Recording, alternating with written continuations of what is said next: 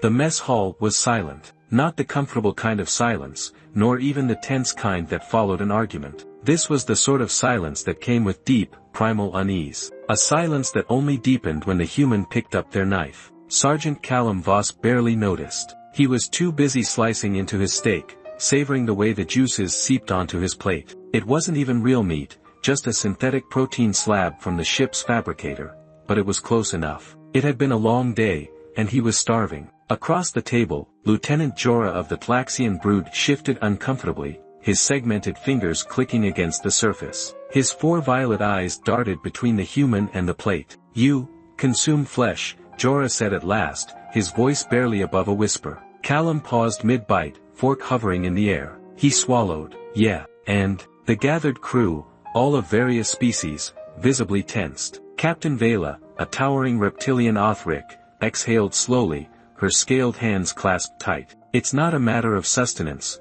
boss. It's about preference. We've noted that your kind can eat a variety of substances. Plants, grains, synthetic nutrients, yet you consistently choose this." Her golden eyes flicked to the plate. Callum smirked. "So?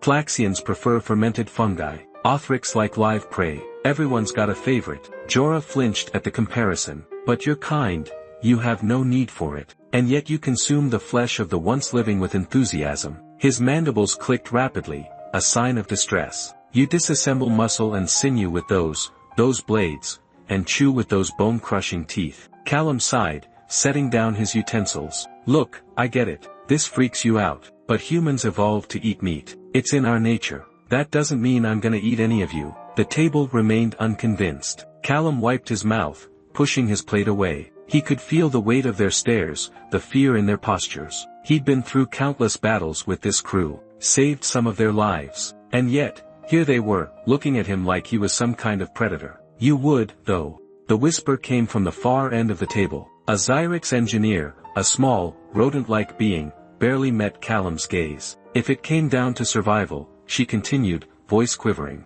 "if food ran out, you'd turn on us." The room was deathly still. Callum didn't answer right away. He could have laughed it off, reassured them. But deep down, in some dark, ancient part of himself, he knew the truth. Humans were survivors. Instead, he simply picked up his plate, stood, and left the room. Behind him, the silence remained.